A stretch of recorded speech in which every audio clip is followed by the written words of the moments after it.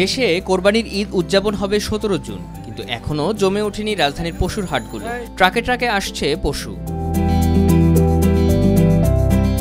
আগের ঈদের অভিজ্ঞতা থেকে এবার ছোট আর মাঝারি আকারের গরু হাটে নিয়ে আসছেন ব্যবসায়ীরা। দামও নাগালের মধ্যে রয়েছে বলে জানান তারা। 8 মনের ঊর্ধ্বে ওজন আছে।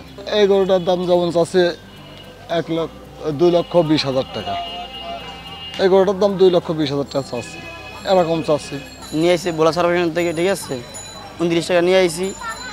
ওজন হয়েছে 3 মন, বাজার 70 থেকে 80,000 টাকা। তো বাজারটা কেমন দেখতেছেন? মানে এরকম বেচা বিক্রি এখন কি অবস্থা? বিক্রি হইতে আসছে না, কাস্টমার নাই বাজারে। হাটে পর্যাপ্ত গরু থাকলেও বিক্রি শুরু হয়নি বলে জানান বিক্রেতারা। 2-1 দিনের মধ্যে পরিস্থিতি পরিবর্তন হতে পারে বলে আশা তাদের। লোকজন অনেকে আসতেছে, দাম টাম করতেছে। এখন অবশ্য দুইটা 4টা মোট বিক্রি করছে, আর লোকজনের অনেক বর্তমানে চাহিদা দেখতেছি। কিন্তু আমরা যেটা চাচ্ছি সেটা একটু দাম কম বলতেছে, যেটা আমাদের মধ্যে হয়ে যাচ্ছে সেগুলো দিয়ে দিচ্ছি। এই পর্যন্ত কয়টা আনছেন, কয়টা সেল হয়ে গেছে? আমরা মোট আনছি 61টা, তার মধ্যে বিক্রি হয়েছে আপনার 4টা।